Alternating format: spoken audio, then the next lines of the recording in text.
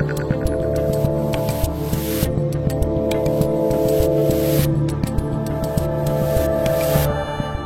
up, yo? I'm Dave Rubin. This is the Rubin Report Direct Message for today, July 15th, 2021. Do me a favor, subscribe to our YouTube channel, tap the notification bell, and see what happens.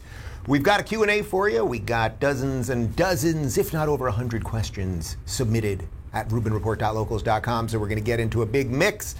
Before we do that, though, I've got one story I want to hit on with you, because the administration seems to be afraid to say the C word. Not that C word, the other C word, communism, you dirty, dirty person, you. Yeah, the administration will just not say communism related to Cuba, so we're going to talk about that. And then, of course, that Black Lives Matter, or Black Lives Matters, whatever it is, they are full-on Marxist communists. We've known that for quite some time, and they've basically issued a statement backing the government of Cuba and blaming America for everything that's happening. I will read you the entire statement, a statement which you will not see on MSNBC or CNN. Not that you, wise person that you are, watch those ludicrous channels. Before I get to any of that, though, I want to talk to you guys about Taser. You know, the world in 2021 can feel like an unstable and dangerous place, but we can't live in fear, that is for sure. Taser is giving people the confidence to protect themselves by creating life-saving self-defense technology. Taser's line of non-lethal self-protection devices are small and lightweight enough to carry with you or in your glove compartment or purse. Yet they're powerful enough to incapacitate an attacker. Guns carry risks for you and those around you, and even pepper spray can harm you as much as an attacker, and it's often ineffective. Taser products are safer and easy to use. They use an electrical charge to immobilize attackers for up to 30 seconds, allowing you time to escape and send for help. Taser devices come loaded with features like laser-assisted targeting and emergency dispatch, which will send response teams to your GPS location upon firing. More than 237,000 lives have been saved with the Taser network of devices, apps, and personnel. Protect yourself and your family with Taser's line of smart defense products. Unlike solutions that require extensive training and education, Taser products are simple, clear, and intuitive to use. Taser products empower you, they don't confuse you. The people at Taser believe that a safer self-defense is a better self-defense. Taser devices are available without a permit in most U.S. states. Get the Taser Purse Plus or Taser Strike Light at taser.com with promo code Rubin. Save 15% now at taser.com. Promo code Rubin, spelled TASER.com. Promo code Rubin. Restrictions apply. See site for details. And now back to me. All right, so let's just talk a little bit about Cuba right up top, because the protests continue. There have been rolling blackouts there because of the government and shutting off internet and a series of attacks on citizens, and people are still being brave enough to be in the streets, because you're not going to believe this, guys. Human beings want to live freely. They want to live without government coercion. They want to live lives that are theirs and with a sense of purpose, and not to be told what to do and when to do it and how to do it and all that stuff. Well, for some reason, Jen Psaki, who is our White House press secretary, not press correspondent, I don't know what she is. She's just a liar. Jen Psaki, who's just this woman who lies every day. She stands in the White House press room and she just lies all day. Well, she refuses to blame communism on this. She just won't even say the C word. And before I show you this video of Jen Psaki, I would recommend that if you have any sake, now is your time to drink it. Here we go. As the administration tries to figure out the root causes of migration to the country, don't we know that the reason people want to leave Cuba is because they don't like communism? And so as you're trying to figure out like what the processes are for these people who want to leave Cuba, I'm not sure what your question is. You guys. Why are people leaving Cuba, or what is the process for them getting here? I can explain either of them, but you tell me. Sure, yeah. Do you think that people are leaving Cuba because they don't like communism? I think we've been pretty clear that we think people are leaving Cuba, or not leaving Cuba, or protesting in the streets as well, because they are opposed to the oppression, to the mismanagement of the government in the country. Why won't she say the C word? Why won't she just say, yes, people are obviously protesting communism? That would be something to say, right? Like, communism, bad. Capitalism, freedom, liberty, Good. Why won't she say that? And I tweeted something out this morning that caught fire, because where is any Democrat that is an elected official in the United States saying just flat out communism is bad? We stand against communism. You don't even have to get into the minutia of what's happening exactly in Cuba at the moment.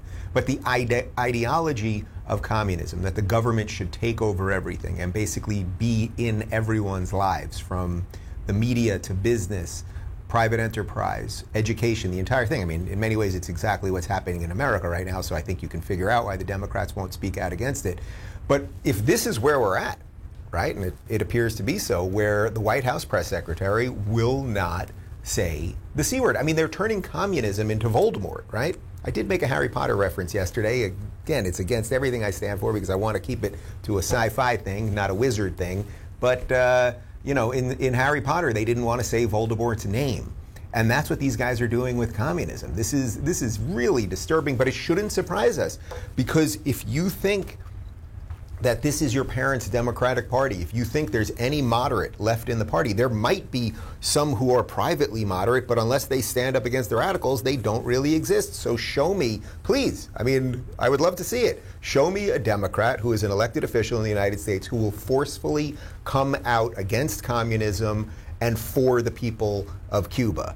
You ain't gonna see it from Bernie or AOC or Ilhan Omar or Rashida Tlaib, and you won't even see it from the supposed moderates, you know, let's say the Chuck Schumer wing of the party. You ain't gonna see it from any of them. And why you ain't gonna see it from any of them? It's because the party has been completely radicalized by Black Lives Matter. So now let's get the statement that Black Lives Matter issued on what's happening in Cuba. I'm going to read the whole thing to you, and as you'll see, there's no real condemnation of the Cuban government. It's mostly a condemnation of the United States. They also defend a cop killer. Here we go. Black Lives Matter condemns the U.S. federal government's inhumane treatment of Cubans and urges it to immediately lift the economic embargo.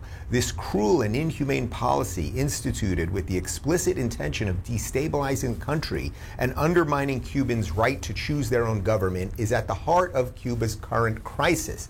Since 1962, the United States has forced pain and suffering on the people of Cuba by cutting off food, medicine, and supplies, costing the tiny island nation an estimated $130 billion.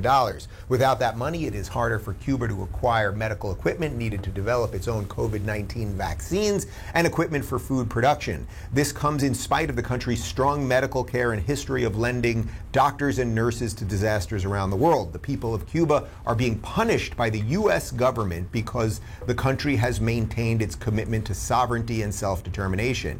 United States leaders have tried to crush this revolution for decades. Instead of international amity, respect, and goodwill, the U.S. government has only instigated suffering for the country's 11 million people, of which 4 million are black and brown. Cuba has historically demonstrated solidarity with oppressed peoples of African descent, from protecting black revolutionaries like Assata Shakur through granting her asylum to supporting black liberation struggles in Angola, Mozambique, Guinea-Bissau, and South Africa. Now we look to President Biden to end the embargo, something Barack Obama called for in 2016. This embargo is a blatant human rights violation, and it must come to an end. Now, there's no condemnation of the Cuban government itself, the communist dictatorship that the people are protesting. The people on the streets who want to be free are not saying anything about a U.S. embargo. They want to be free of their own government. They're running around with American flags screaming freedom and liberty. So what's beautiful, in a way, is what's happening here, is that the administration can't say anything bad about communism because they kind of like it, and Black Lives Matter is now fully exposing itself. It used to be a self-proclaimed Marxist organization. Then they took that language off their website. Well, now they're going all in on communism, right? They're not saying communism is bad and this government is bad and the U.S. maybe made some mistakes along the way. They're saying this is all the U.S.'s fault, and the people really love the government of Cuba, and it would all be okay if it wasn't for the U.S. So, all right. Black Lives Matter is a full-on communist organization, and no one in our administration seems to be willing to say anything bad about communism. So this is one of those things. I don't mean to be partisan, but if you tell me that the Democrats and the Republicans are equally bad, both sides are just equally bad, and I'm a centrist or something like that, it's like, I don't know, can you tell what time it is? Like, something ain't right here. And I get that the Republicans aren't great, but they ain't that, and that thing's pretty freaking horrible. So Psaki, if you're watching, say communism. You'll feel better. You'll feel better about it. All right, guys, let's get to the Q&A. I'm going to do as many as possible from your questions submitted at RubinReport.locals.com. Oh, and by the way, for the first time ever today, now that we have live stream on Locals, I am going to jump on live stream a little bit later, and if I didn't get to your question today here, I will try to get to your question a little bit later, exclusive for the Locals community, because we are here for you. Emmy says, when is your book coming out, and will we get a special pre-order deal with signature on it? Also, has he considered having his own community for things like that? I assume by he, you mean me. The pre-order for the book. So the book is coming out. I want to tell you the title, and we just absolutely finalized the cover today. Like, I saw it like an hour ago. But I won't do it just yet. We will announce the title of the book. We will show you the cover of the book during my live stream on July 30th, right? That's Friday, July 30th. Which will be my last day on the grid. And then, as you guys know, I go off the grid for August to an undisclosed location where I will do undisclosed things for 1 month and not have any news or phone or anything else. But on that live stream, we're going to do all sorts of promos. There'll be signatures. We're going to have numbered copies. And we're figuring out a way. We're trying to work through the details right now. I have a meeting about it right after the show today to figure out a way that the Locals community will get the first numbered copies. That's what we're trying to figure out. Just logistically, it's a little bit of a thing. But if we sell 10,000 numbered copies on day one, I will sign 10,000 things. It will be absolutely my pleasure. But I'm really excited about this book. I think it's a nice step. It's step two. It's in maybe in a trilogy. It's sort of part two of after Don't Burn This Book, where I laid out what my ideas are, what I think the right ideas are.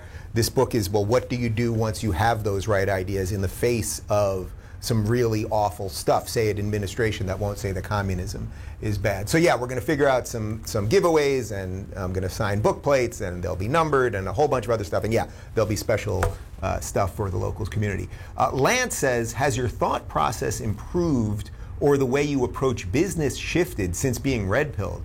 You know, that's an interesting question, because I would say it sort of happened in parallel. Like, as I started, say, becoming a little more libertarian in my thought process, right, and talking to libertarian or even conservative economists, and, you know, just let's get the government out of the way, let's lower taxes, let's get rid of regulation. Like, I was building a business here, right? Like, I have many employees now. I also have Locals now, where we have about 20 employees, and we're hiring right now in Miami, as you know.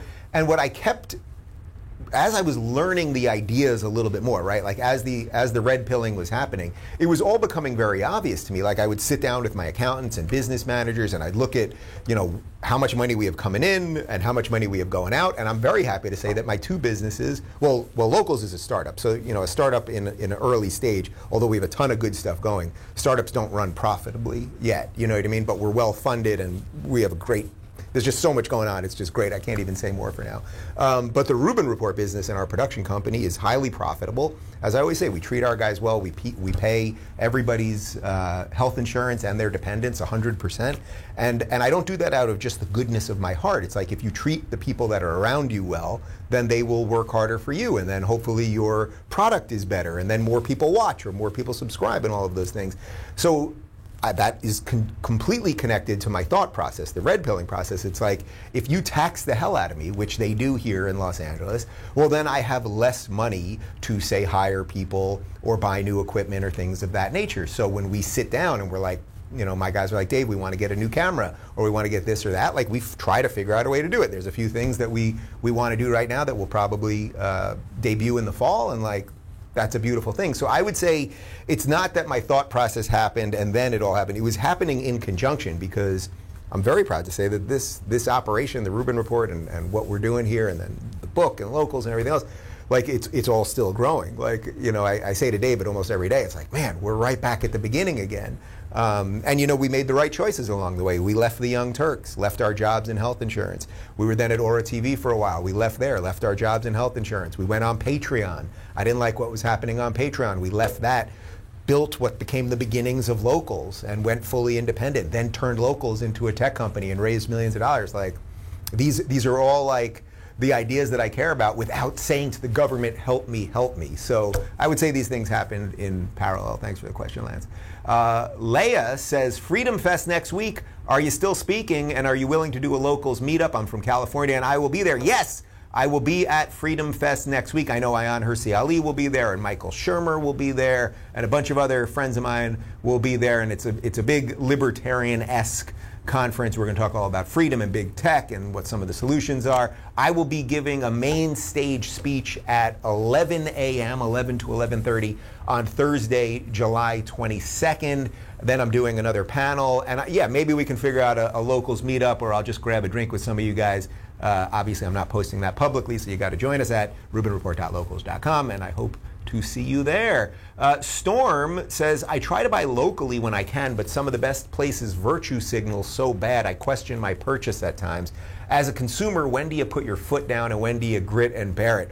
This is a great question. I think we're all kind of struggling with this, right? Like, so I still have Amazon. Am I thrilled with Amazon? Of course I'm not thrilled with Amazon. They blew up the Parler servers.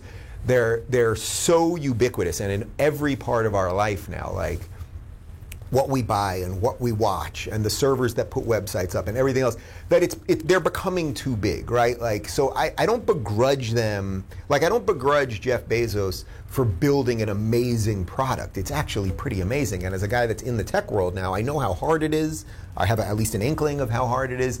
So I don't begrudge him that. But at some point, you know, to say that you're for small government, well, it's because you're against giant power over us. So I would apply that same principle to these businesses, that they have become so big. Like, what feels more powerful to you? What has more to do with your day-to-day life? Is it the U.S. government or is it big tech? Is it Amazon and everything else, right? Like, if the government just, you know, got out of your life, you'd probably be pretty happy. If big tech got rid of everything, all your services, you'd be freaking out. Now, it might ultimately be good because we could rebuild some smaller things perhaps, but I think you see my point.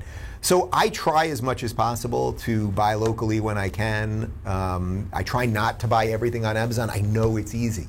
You know what I mean? Like, I know it's easy. You run out of paper towels and you can just Amazon and it's there the next day. I try to go to stores. You know, also this last year, it just completely made the problem worse because everyone started ordering everything and we were going out less and everything else.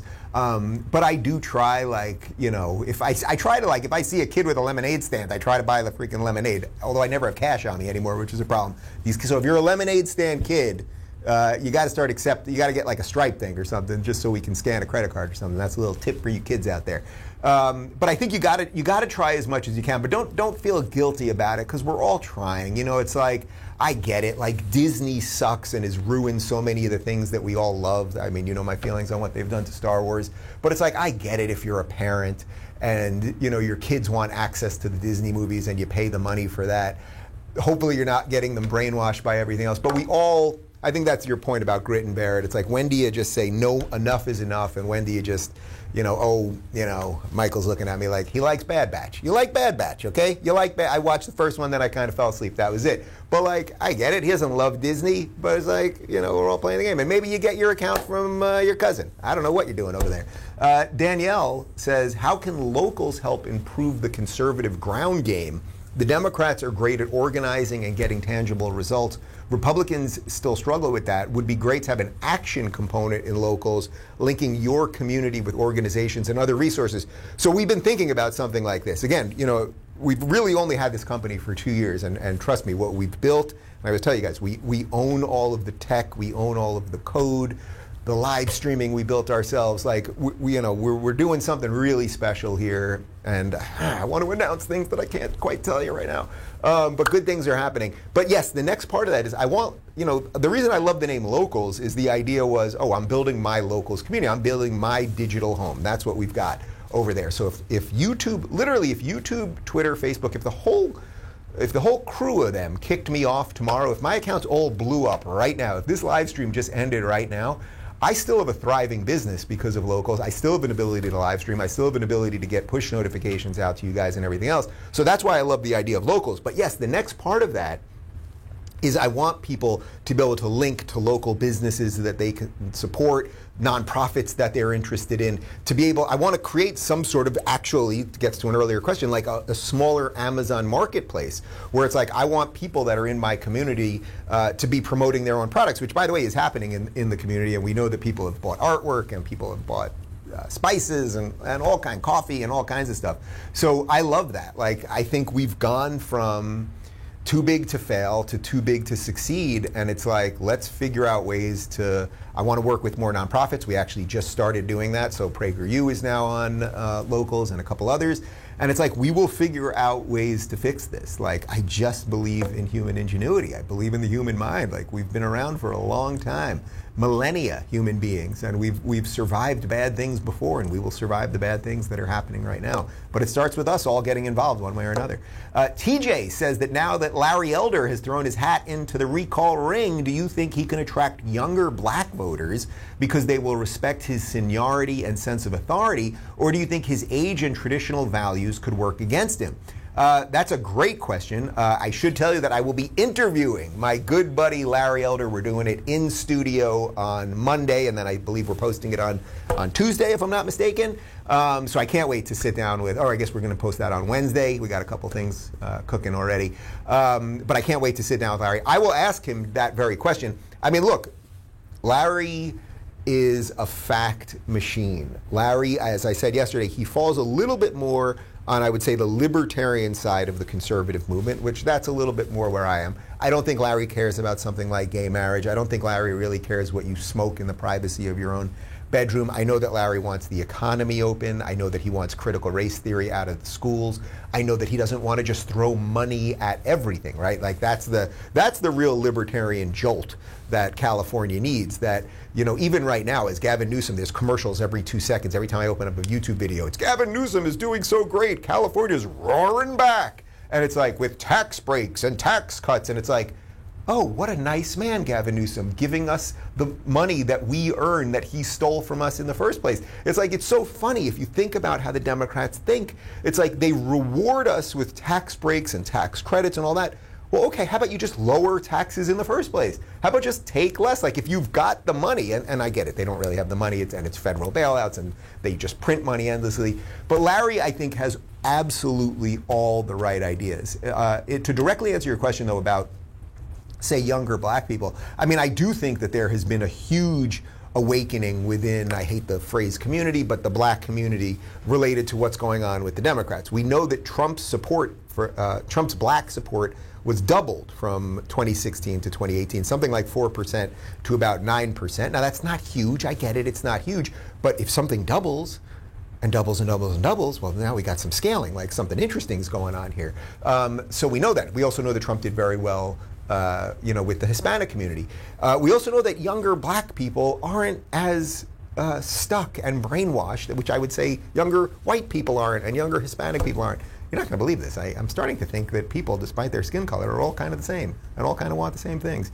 So I hope that it'll work. So when you say traditional values, I don't know exactly what you mean by that, but I would say that I think that Larry's got the right idea set, and I hope he's really, really willing to fight. And just imagine a debate. If Larry can get in there, imagine a debate between Larry Elder, fact machine, who's got a good sense of humor and is a good man and fun and smiley and happy, against evil American psycho Gavin Newsom. Like, I would pay money to see it. Anyway, Larry will be in here right in this very room next week. And then I told him, for the rest of July, I'm willing to travel with him and fundraise, do whatever. I'm off for August, but happy to pick it up in September and help him in any way that I can. Amy says, I just watched the Lara Logan episode on Big Tech in which you are interviewed. As you were talking about locals, I wondered, as it went from idea to fruition, what was it that you experienced personally and emotionally? So that for those of you that haven't seen it, I did part of a documentary with Lara Logan that's on Fox Nation. And Lara is she's an actual journalist. What a refreshing statement that is to make, that there's someone out there that actually cares about truth and is going, to the places. This is a woman who is in Tahrir Square in Egypt Some pretty horrible things happened to her there. She goes out in the field. She reports on Antifa. She reports on what's happening in the war on drugs, all sorts of stuff. And I was thrilled that she came here. Her team, they interviewed me for about 5 hours. It was really great, and we talked all about big tech. So your question is, on the local side, as it went from idea to fruition, what was it that you experienced personally and emotionally? Well, first off, I had no, I just had this idea, let's just build small communities. If we build it for me, the first idea was not that we were building a giant company. It really was if I get kicked off all of these places, I want my stuff to be accessible, and I want to be able to make some money, and I want to be able to communicate with my audience. Let's build it. And it didn't seem like rocket science to me. It was a little tricky to build, but we built it. And then once it started working for us, I was like, man, we should spawn this off to other people. This is what every creator, it doesn't matter if you're a political creator, if you're a sports guy or a video gamer or an unboxer or a knitter, whether you're a lefty or a righty, none of that matters. Let's just give the tools so that somebody can have a home online. I think that's what we all want. I actually think, I don't want to give too much away, but I think that a next version of locals, as we continue to reiterate and you pivot into different things, we could start making locals communities for everybody, like what Facebook was supposed to be, instead of just this giant mismatch of stuff that makes everyone angry and hate people they used to like and everything else. That if you just had a home that was yours, and then you figure out who do you want to be in a sort of wider community with. But I would say personally and emotionally, it's been way more work. Most of my days now are dealing with locals related stuff. I'm not the CEO of the company, but I'm on virtually all of the meetings. I'm onboarding people. I'm selling the company. I'm the main PR guy. And then I'm involved in some of the technical decisions and when we're going to lay things out. And then the fundraising, which was months and months and months of hours a day and traveling and all of that stuff. But I got to say, I love it. I love it. It's one of the coolest things I think you could do as an adult, to be part of building something that you think is important and that is vital and good, and it's good for you and hopefully good for the world. And for the first year or so, I didn't take any money from locals. I get a couple $1,000 a month now, a very small salary, just for my time basically. But could there be a huge financial reward at the end? Of course there could be, but that's not really what I'm doing it for. It's actually fun to do. So I'd say it's been very validating. Oh, I saw, it's sort of it's very in line, I would say, with my political evolution. I was years ago, I was guys, there's something wrong with the left. They're all bananas. We're not all Nazis. Can we do something about this? And then the world kind of caught up to that. And I think that's sort of what's happening with locals. Everyone knew there was a problem with big tech, and a couple years ago I was I guess I should solve the problem. I'm a guy. Someone should solve the problem. Why don't I do it? I'm a guy like me, right? That's the famous Homer Simpson line. Ben says, where is the outrage about the political prisoners that have been detained and are in solidarity as the result of January 6th, juxtaposed with the BLM Antifa participants who have all had their charges dropped, greatly reduced, and are out on bail pending their constitutionally protected rights? This is a great question. So I haven't done much on this, and it's a little unclear how to get all of the information on this, but it sounds like there are many people, I don't know how many, that were arrested on January 6th at the Capitol, either for violent acts, or they were there, or trespassing, or whatever the charges are, and they haven't had charges fully brought against them, and some of them have been in solitary confinement, and a whole bunch of other stuff. And of course the mainstream media isn't talking about it. Now look, 100%, if you violently broke into a building, if you tacked in a police officer, et cetera, then we are a nation of laws, as I always say, and you have to apply those laws fairly. Your point is we don't apply those laws fairly, right? Because we've got these people that are now charged or not charged but are incarcerated, some version of that.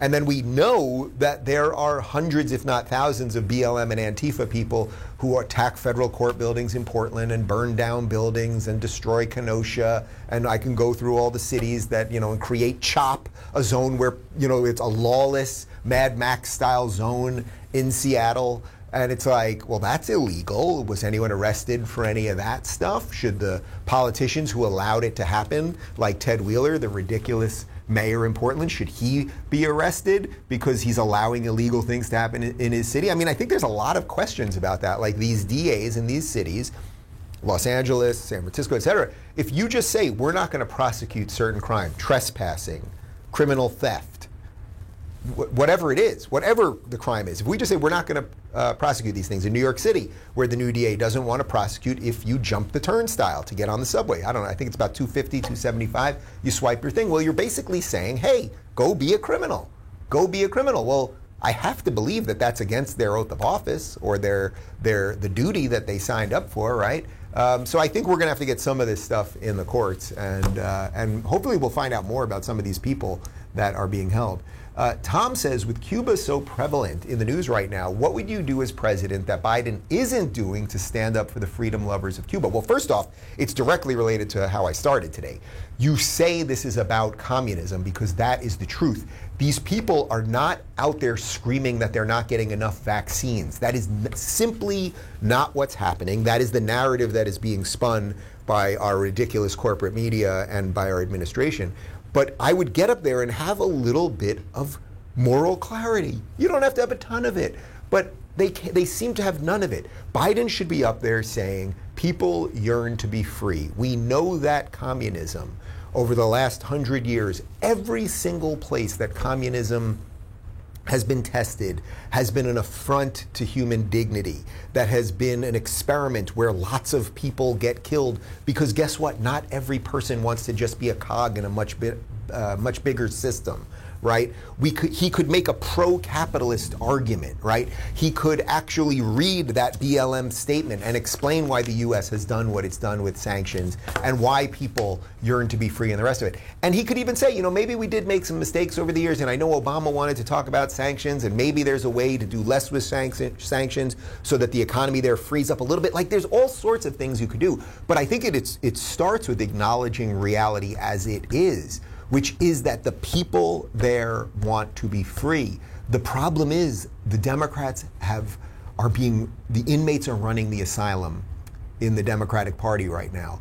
And if Biden was to forcefully come out against communism, what the base would take that as means you're against socialism, right? Because socialism is just communism done slightly more legally, right? They're going to use the system as it is until they get the communist takeover, and then they just change the system altogether. But the idea of the centralized state controls everything, that's the link really between socialism and communism, okay? So he knows that if he really comes out forcefully against communism, that the base, which is now a bunch of socialists, including the people in his own party, AOC, Tlaib, Omar, etc., that they will turn on him. So they've created just a really, really evil monster, and they don't know how to control that monster. They've got Frankenstein's monster on their hands, and good luck to you guys. Jamie says, what are your thoughts regarding Andrew Yang lately? I saw a meme where he is portrayed as the voice of reason between the arguing left and right. So, you know, Yang, of course, ran for president, basically polled at zero the entire time. I saw a lot of people sort of in my circles that were like, oh, he's not obsessed with identity politics. He seems like he has some new ideas. So they were sort of publicly supporting him. Look, I had him on the show. I like chatting with the guy, and I think he did have some of the right ideas. That being said, you know, a couple weeks before the New York City mayoral election, because he also ran in that and did extremely poorly in that as well, he was interviewed by the New York Times, and that woman, we've shown a couple clips of her, Maya, I think it's Maya Gay, right? Maya Gay or Mara Gay? Mara Gay, I think. She basically said that I'm a white supremacist and that he did my show. And he didn't push back at all. Like, he basically completely threw me under the bus, and he was like, oh, I wouldn't have to do shows like that if you guys, meaning you lefties, would invite me on more shows. So I'm not very impressed with Yang. Like, I'm just not. I don't think he's a bad dude. I think he's a decent human being. He likes basketball. He smiles every now and again. He's not a generic politician. But ultimately, it's like, you ran a campaign that had no support. You then became a CNN contributor. Then you ran for New York City mayor, no support. It's like, if you're so great and you're such an innovator and you think so differently about things, like, go accomplish something in the private sector now. Like, show us how good you are at things. You know, he also then went to Georgia, and he was really campaigning for the Democrats there. So it's like, you ran for president, you failed. Then you went to Georgia. You've never lived in Georgia, as far as I know, or you certainly didn't live in Georgia at the time. Like, why are you obsessed with politics? All these people that, like, are just chasing around politics all the time don't really impress me. Tina says, you have so much going on, yet you seem happy and not overwhelmed. How do you do it all and not go bananas?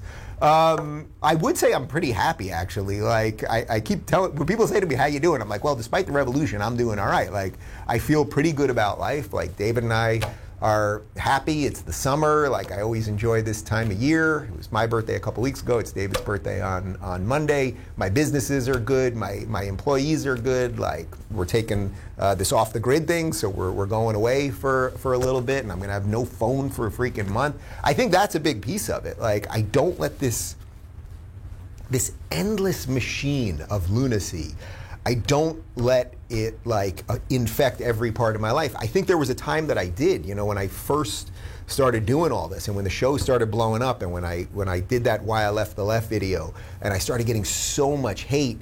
I mean, you guys all know the story. Like, I developed an autoimmune disease. I developed alopecia areata. I lost about 40% of my hair. I'd wake up in the morning and have just clumps of hair in my hand. I went on experimental medication. It was absolutely horrible. But since then, I've started to just deal with stress better. I start the day every day. I have a little water with lemon. I have my coffee. I try to do cardio. I try to do about an hour of cardio. This morning I did an hour and a half of cardio. You know what I did this morning? I started my morning. I woke up I'm an early riser, so I woke up at about 7 a.m. I went on YouTube, and I usually watch old basketball games or something. They had the full 1985 Transformers movie, not the Michael Bay Transformers that are absolutely horrible. The original cartoon movie after 2 seasons of the cartoon Transformers, More Than Meets the Eye. Remember those guys?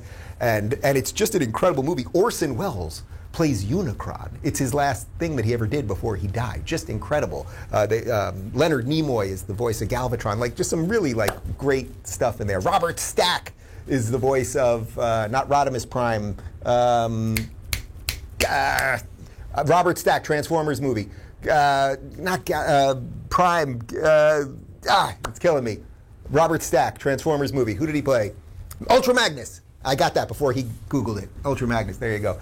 Anyway, so I was like, I'm watching this thing. It ended up being about an hour and 40 minutes, so I did cardio the entire time. So we try to eat right. You know, I post a lot of pictures on the locals community. Like, I love good food. Like playing with the dog. I don't know. And I will say something else, actually, which is that, you know, you guys know that, you know, years ago I was saying that I was an atheist, and I think as I've moved away from that, and I would say that I'm a believer, and I've talked about it a bunch, and I make a belief argument in Don't Burn This Book, and I've talked about that Jordan Peterson clip when he talks about belief, that, you know, truth for truth's sake, and saying the truth is the ultimate expression of faith in a way, right? You're taking the leap of faith by saying, hey, if I say the truth, the best possible thing will happen. It doesn't mean that all good things will happen. Like, that's a type of faith that I believe in, and I think that has also made me not crazy. Like, for all the craziness right now, it feels like the country is becoming, like we're succumbing to communism and Marxism and all these horrible ideas, and suddenly being racist is the new not being racist, and like all of these horrible things are happening. But like, I think I just believe that my ancestors had it worse than I did, much worse than I did, and that humans go through times of really terrible stuff. And I think if we can just wake up enough people, we won't be crazy, or we won't lose it. We won't lose it. And that gives me great comfort. That really does give me great comfort. So that, you know, keeps a smile on my face. And we're in the middle of rewatching Curb Your Enthusiasm. So we started season 6 last night. I try not to look at my phone after like 8 p.m. or so. I do sometimes, but I definitely don't tweet on the weekends.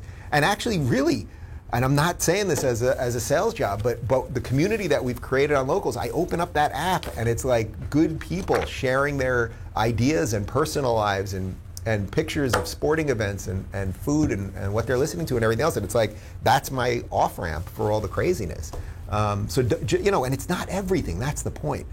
If you don't believe that politics is everything, you can find happiness right now. Like, if you're struggling with something, and we all struggle with different things. I'm not saying I got no issues. Like, I've got some family stuff, you know, like we've all got stuff, right? Like we've all got stuff. But I think if you can keep a little perspective, people have been through bad stuff before, and that politics is not everything, and that if you work to make sure that the bad people in politics can't make every decision for you, can't infringe on every part of your life, then I think you'll be happier. And having some decent friends and stuff like that.